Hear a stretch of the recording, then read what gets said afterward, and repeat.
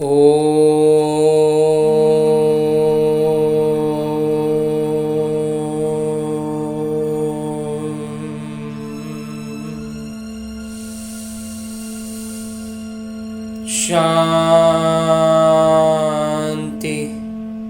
ओम शांति। बाबा बाबा ओम शांति।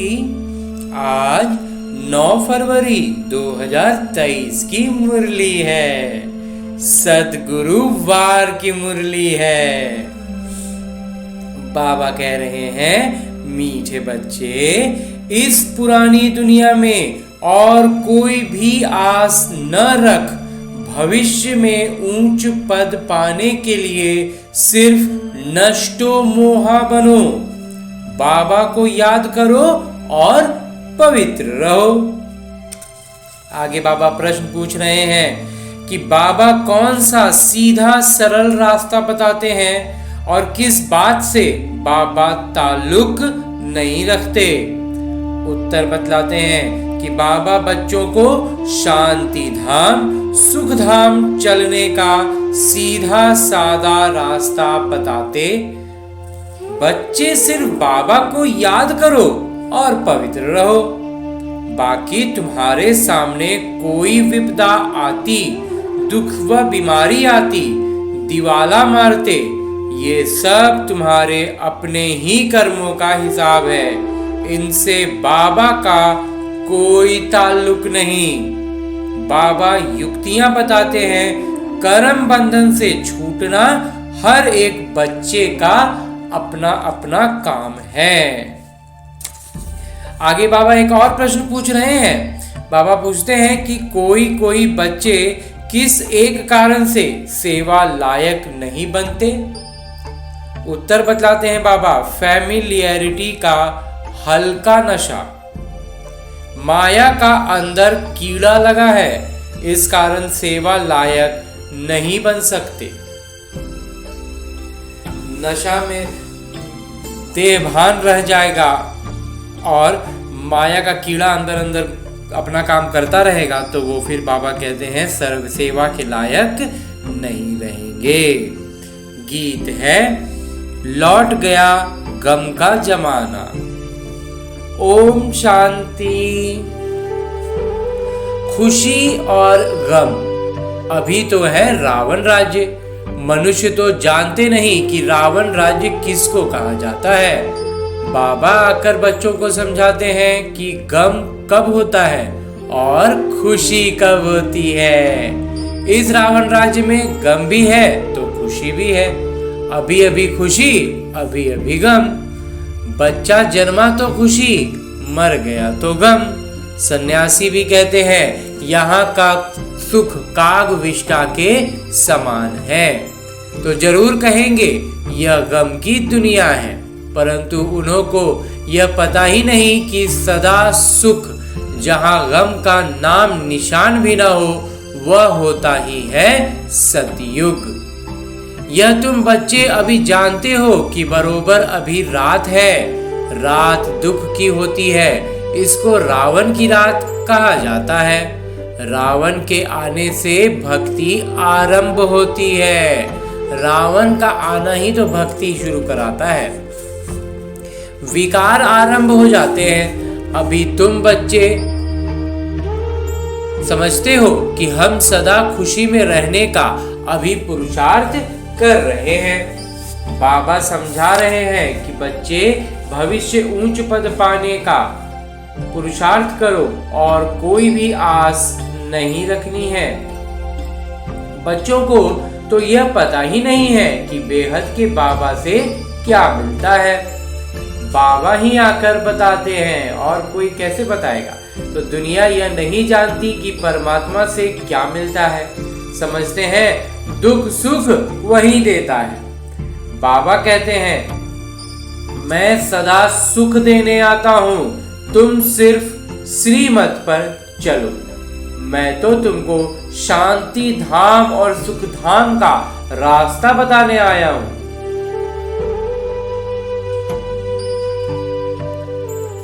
उस रास्ते पर चलना तो तुम्हारा काम है। और क्या झंझट सामने आता है। झंझटों में तो सारी दुनिया है। बाबा कहते हैं मैं तो सीधा साधा रास्ता बताता हूँ, वह तो बहुत सहज है। बाकी जो विपदाएं झंझट आते हैं, दुख आता है, बीमारी आती होती है, दिवाला मारते हैं, मतलब पैसों की तंगी होती है, ये सब है तुम्हारे कर्मों का हिसाब।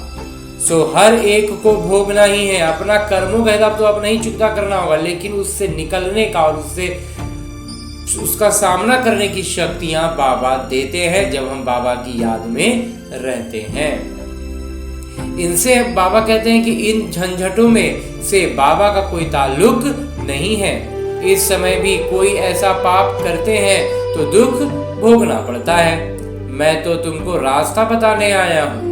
मेरा फरमान है, मुझ पिता को याद करो, क्योंकि वापस जाना है।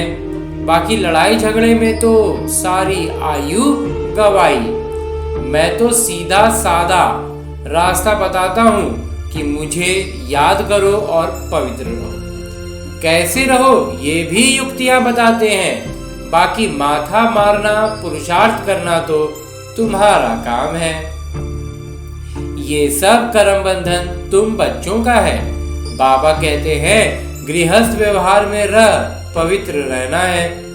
बाबा जानते हैं स्त्री का पति में, बच्चों में मोह बहुत रहता है।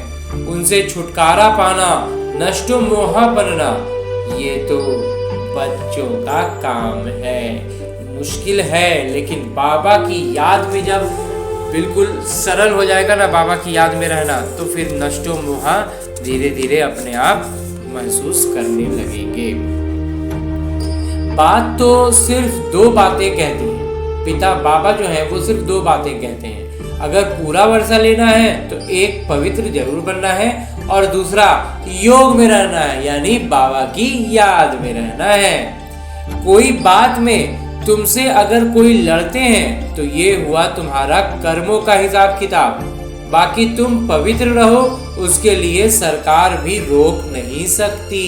कोई भी बाहरी ताकत हमें पवित्र नहीं रहने के लिए नहीं कह सकती है कि हम पवित्र रहें, और मतलब हमें पवित्र नहीं रहना है इसके लिए हमें कोई पवित्र रहने पर कोई पाबंदी नहीं लगा सकते। बाबा तो रास्ता बताते हैं कि तुमको घर बार नहीं छोड़ना है, सिर्फ अपने निज जीवन में हम पवित्र रहेंगे। तो गृहस्थ व्यवहार में रहते पवित्र रहना है और योग में रहना है। मनुष्य समझते हैं पवित्र रहना बड़ा मुश्किल है, क्योंकि ऐसी शिक्षा किसी ने कभी नहीं दी है। भल कितने भी ब्रह्मचारी रहते हैं, परंतु यहाँ तो कायदा है गृहस्थ व्यवहार में रहकर पवित्र रहना। क्योंकि जंगल में जाके पवित्र रहना तो एक तरह से मजबूरी में पवित्र रह गए, गृहस्थ में रहते जब पवित्र रहे तो वो हुआ पुरुषार्थ। तो कुमारी तो पवित्र ही है, उसके लिए तो बहुत सहज है, पवित्र ही रहो। जिनकी विवाह नहीं हुआ है, जो शादी नहीं की है, बाबा तो कहते हैं उनकी शादी करो ही मत। गृहस्थ में न जाओ, इसमें सिर्फ हिम्मत चाहिए, और ऐसा करने के लिए सिर्फ हिम्मत चाहिए। तुम कह सकती हो कि हम भारत को स्वर्ग बनाने के लिए पवित्र रहना चाहते हैं, इसमें भारत का ही कल्याण है, पवित्रता का वर्षा हमको मिल जाएगा।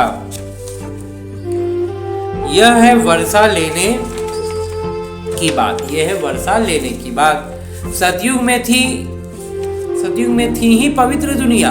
संगम पर जो पवित्र बनते हैं वही पवित्र दुनिया के मालिक बनेंगे। इसमें सारी दुनिया का तो प्रश्न नहीं है कि सब कैसे पवित्र बनेंगे। अभी सबकी कयामत का समय है। अब सभी को हिसाब किताब चुकतू कर वापस जाना है। बाकी हर आत्मा के लिए भी सतयुग में जगह नहीं बन रहा है, तो इसलिए हर आत्मा पवित्र बनेगी ऐसा जरूरी नहीं है। बाकी सबके लिए तो कयामत आ रहा है। हिसाब किताब तो सबको चुकतू करना है। सब तो आकर ज्ञान नहीं लेंगे, तो सहज राजयोग सीखेंगे। वह जो सहज राजयोग सीखेंगे वो वर्षा पाएंगे। सारी दुनिया तो क्या, सारा भारत भी यह ज्ञान सुन धारण नहीं कर सकता। बाकी कोई झगड़ा है वो तो तुम बच्चों को मिटाना है, योग बल से मिटाना है। मार उन्हें खानी पड़ती है जिन्हों का कुछ ममत्व है, नष्टो मोहा नहीं बने हैं, उन्हीं को नुकसान लग रहा है। नष्टो मोहा हो गए तो फिर नुकसान काहे का। बाबा कहते हैं वो ताकत नहीं है नष्टो मोहा बनने के लिए, जो ताकत चाहिए वो ताकत नहीं है, तो उनका ममत्व रहेगा और नुकसान लगेगा। बाबा के पास समाचार आया कि एक गोपिका ने बहुत आंसू बहाए, परंतु रोने से क्या होगा। रोने से, आंसू बहाने से होगा क्या, कुछ नहीं। तो बाबा ने युक्तियां तो बहुत बताई हैं। पति को बोलो हम पवित्र रहना चाहती हैं और बाकी सब सेवा करने के लिए तैयार है। युक्ति से अपने को छुड़ा सकती है, परंतु पहले अपने दिल का ममत्व टूटना चाहिए, खुद से पहले मजबूत होना होगा। माताओं का पति और बच्चों में बहुत मोह होता है, फिर कहती हैं कोई छुड़ावे, कोई दूसरा आकर के छुड़ा दे, तो वो बाबा कहते नहीं होगा। परंतु इसमें चिल्लाने व रोने की कोई दरकार नहीं, यह समझ की बातें हैं। समझो कोई अच्छे आदमी का स्त्री है, बच्चे भी फर्स्ट क्लास हैं, बाबा तो कहेंगे गृहस्थ व्यवहार में रहकर पवित्र रहकर दिखाओ इस अंतिम जन्म के लिए। जब सब कुछ अच्छा है, सब कुछ नॉर्मल बढ़िया से है, तो फिर उसमें बस अपनी पवित्रता का हमें विशेष ध्यान रखना है।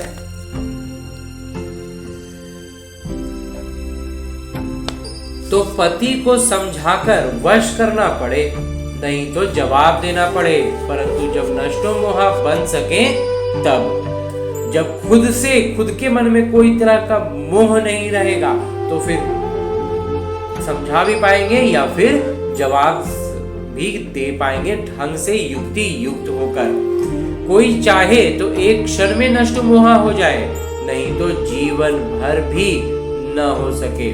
बहुतों को छोड़ने के बाद भी ममत्व नहीं मिटता, फिर रग जाती रहती है। मतलब दिमाग ध्यान उधर ही जाते रहता है। कोई अगर अलग हो भी जाए तो भी ध्यान वहीं पर है, तो फायदा क्या। तो वह अवस्था नहीं रहती। इसलिए बाबा कहते हैं पहले नष्टो मोहा हो जाओ, बाद में भौतिक तौर पर, पहले दिल से दिमाग से बातें मोह हटाना चाहिए। बाकी सिर्फ कर्म कूटते रहेंगे तो बाबा क्या करेंगे। अब उसी में उलझे रहेंगे, खुद भी निकलना नहीं चाहेंगे, तो फिर बाबा क्या करेंगे। सबके लिए रास्ता एक ही है, पवित्र जरूर बनना है। अगर पवित्र नहीं रहने देते तो अपने पांव पर खड़ी हो कोई ना कोई सेवा में लग जाओ। यहाँ तो साफ दिल चाहिए। अगर वो बाबा कह रहे हैं कि अगर पवित्र नहीं बन पा रहे तो उस बात को फिर अभी विराम दो और अपनी सेवा में जो सेवा कर सकते हैं अपने दम पर उस सेवा में लग जाओ। क्योंकि सबसे ज्यादा पवित्रता तो फिर भी सेकेंडरी है, द्वितीयक है। सबसे पहली जो बात आती है वो है बाबा के लिए साफ दिल। ऐसे नहीं कि घर छोड़कर आए फिर ब्राह्मण कुल में रह कोई ना कोई से फैमिलिटी में फंसे रहे। मतलब अपना घर बार छोड़ के आ गए और यहाँ बाबा के घर में कि हम सेवा करेंगे, और यहाँ आकर के फिर चूंकि दिल में विकार भरा हुआ है तो फिर वहीं लौकिक चीजों में फंसने लग गए। तो ऐसे भी बहुत हैं जिनको फैमिलिटी का हल्का नशा रहता है, उनको परिवार वाला बात दिमाग में चलता रहता है, उन्हों की अवस्था नहीं चढ़ती, वो लौकिक भौतिक में ही सब कुछ अपना ढूंढते रहते हैं, सेवा लायक नहीं बनते क्योंकि अंदर कीड़ा लगा हुआ है, माया छोड़ती ही नहीं। लिखते हैं बाबा बहुत माया के तूफान लगते हैं तो जरूर हल्का नशा आता होगा। यहाँ कमल फूल समान रहना है, मुरझाने की तो बात ही नहीं। सबको अपना अपना कर्म बंधन है तो दवाई भी अपनी अपनी है। कोई कमाई के लिए पूछते हैं तो बाबा उनके पोता मेल देख राय देते हैं। कई हैं जिनका धंधा ऐसा है कि पाप करने के बगैर शरीर निर्वाह चल नहीं सकता। आजकल समय ही ऐसा हो गया है, कोई के पास बहुत पैसे हैं तो पाप करने की दरकार नहीं है। बहुत पैसे हैं तो पाप करने की दरकार ही नहीं है। बाबा कहते हैं शांत में बैठ योग की कमाई करो, परंतु काम करने से पहले राय लेनी होती है। कोई भी काम करना है तो पहले बाबा की राय लेनी है और निरंतर योग में बाबा की याद में ही रहना है। ऐसे नहीं कि काम करने के बाद बोले इस बात में फंस गया हूं, क्या करूं। बाबा समझाते रहते हैं अगर धन बहुत है तो शांत में बैठ बाबा से वर्षा लो, धंधाधोरी का झंझट छोड़ो। कदम कदम पर श्रीमत पर चलना जरूरी है। आपस में बहुत मीठा रहना है, नहीं तो बाबा का नाम बदनाम करेंगे। बाबा व सद्गुरु की निंदा कराने वाले ऊंच ठौर नहीं पाएगा। अपने हाथ में लॉ नहीं उठाना, अपने हाथ में कानून नहीं लेना चाहिए, नहीं तो सब कहेंगे ईश्वरीय कुल के भी ऐसे बच्चे होते हैं क्या। बाबा कहते हैं किसी को दुख मत दो, सवेरे उठ बाबा को याद करो। बाबा आप कितने मीठे हो,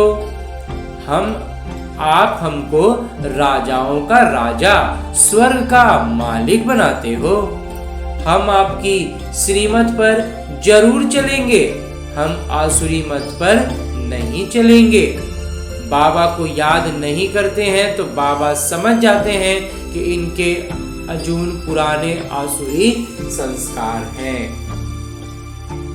यह क्या स्वर्ग का राज्य भाग्य लेंगे। आसुरी संस्कार लेकर के जीवन चल रहे हैं तो क्या उनको स्वर्ग का राज्य भाग्य मिलेगा। अपनी चलन तो देखो, नहीं तो तुम बच्चों जैसा तकदीरवान दुनिया भर में कोई नहीं। जिनको बाबा का ज्ञान मिल गया, इससे ज्यादा तकदीरवान तो दुनिया भर में और कोई नहीं। और अगर इस ज्ञान को लेने के बाद हम पुरानी छोटी बातें करते हैं, जीवन को उसी रावण की मत पर चलाते हैं, तो हमसे बड़ा दुर्भाग्यशाली फिर और कोई नहीं होगा। तो बाबा तो कहेंगे सगे बच्चे बनो, लगे नहीं सगे। जो अपना बच्चा होता है वो सोते जागते उनको ख्याल रहता है। तो ऐसी चलन दिखाओ जो बाबा भी खुश हो।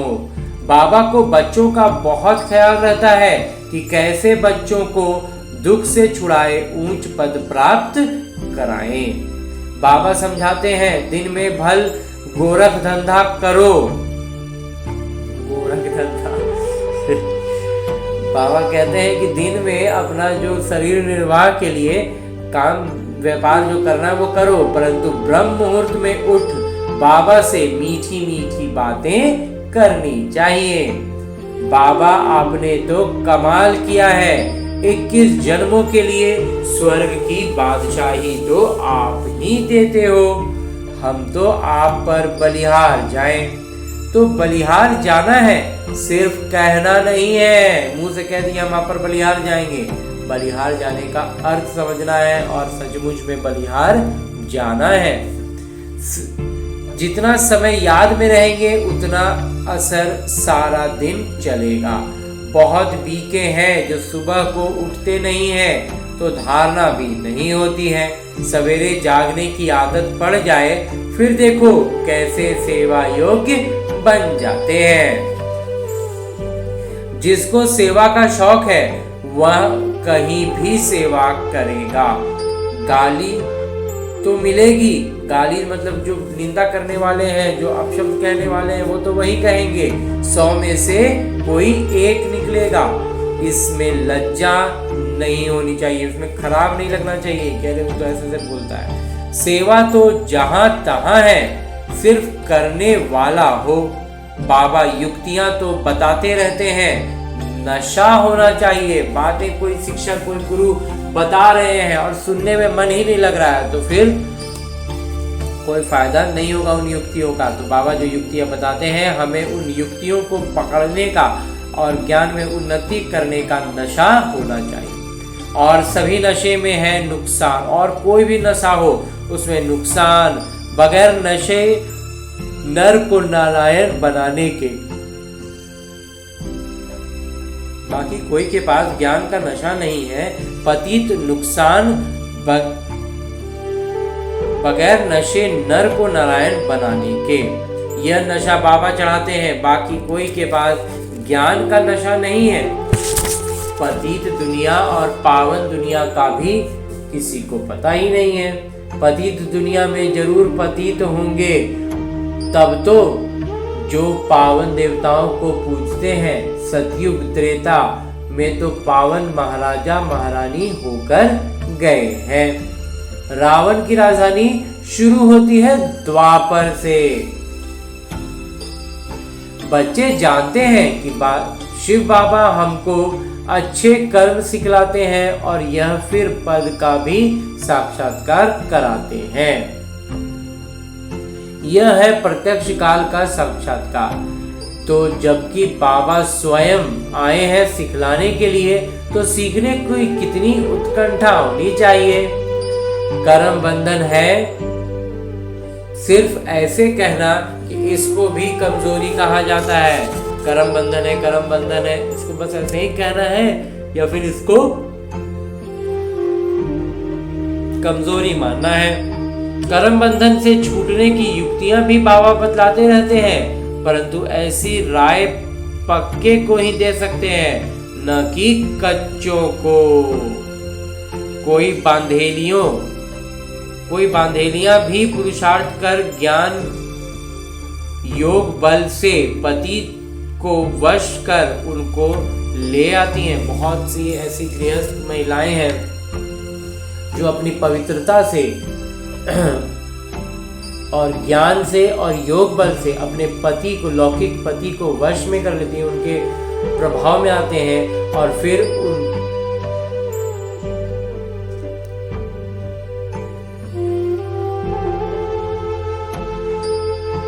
पुरुषार्थ कर ज्ञान योग बल से पति को वश कर उनको ले आती हैं।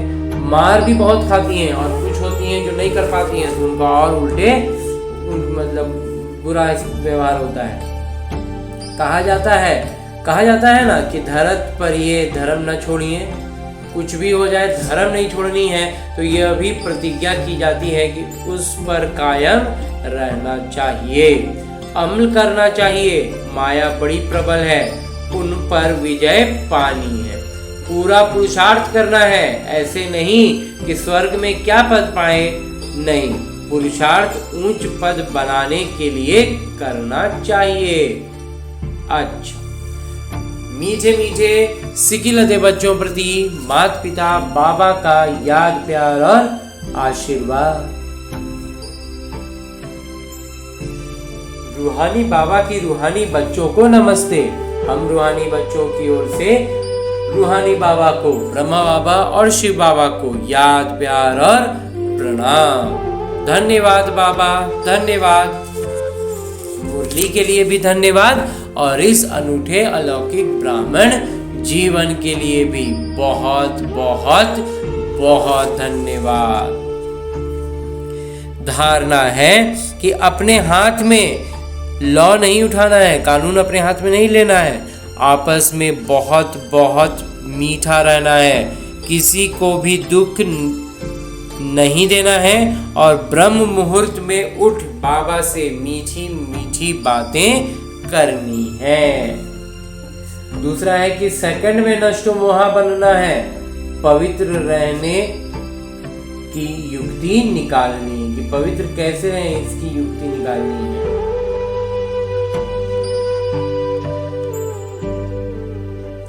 उसके बाद है हिम्मत रखा, और ऐसा करने के लिए क्या करना होगा, हिम्मत रखनी है। ज्ञान और योग बल से हिसाब किताब चुकतू करना है। हिसाब किताब चुकतू करने के लिए ज्ञान को विकसित करेंगे, ज्ञान अच्छा से बुद्धि में रहेगा तो हिसाब किताब आसानी से चुकतू हो पाएगा। और ये ज्ञान अच्छा से दिमाग में बुद्धि में रहे उसके लिए योग में होना आवश्यक है। तो योग करेंगे, बाबा की याद में रहेंगे और योग बैठ के एक जगह पर करने के लिए बाबा विशेष महत्व नहीं देते हैं। बाबा कहते हैं चलते फिरते, उठते बैठते, सोते जागते, काम करते करते रहना है मुरली का मंथन। मुरली रोज की मुरली से नई नई बिंदुएं जो निकलती हैं उन पर हमें मंथन करते रहना है। और आगे बाबा वरदान दे रहे हैं। वरदान देते हुए बाबा कहते हैं कि सेवा के क्षेत्र में स्व सेवा और सर्व की सेवा का संतुलन रखने वाले मायाजीत भवा। सेवा के क्षेत्र में स्व सेवा और सर्व की सेवा का संतुलन रखने वाले मायाजीत भवा। सर्व की सेवा के साथ साथ पहले स्व सेवा आवश्यक है। यह संतुलन सदा स्व में और सेवा में उन्नति को प्राप्त कराता है। इसलिए सेवा के क्षेत्र में थोड़े में भाग दौड़ करते दोनों बातों का संतुलन रखो तो मायाजीत बन जाएंगे। बैलेंस रखने की कमाल होती है, नहीं तो सेवा में मोबाइल बाह्य मुक्ता के कारण कमाल के बजाय अपनों व दूसरों के भाव स्वभाव की धमाल में आ जाते हो तो सेवा की भाग दौड़ में माया बुद्धि का भाग दौड़ करा देती है। देखिए बाहिर मुक्ता, बाबा इतना स्पष्ट करते हैं कि बाहिर मुक्ता के कारण कमाल के बजाय अपनों व दूसरों के भाव और स्वभाव की धमाल में आ जाते हो। सेवा की भाग दौड़ में माया बुद्धि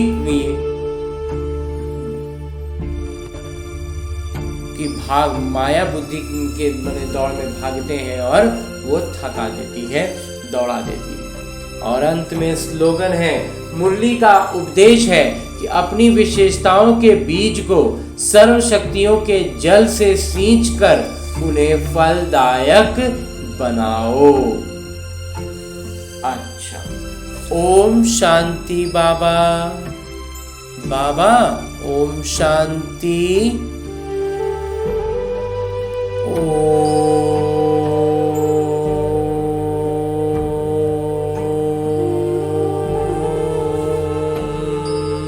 शांति।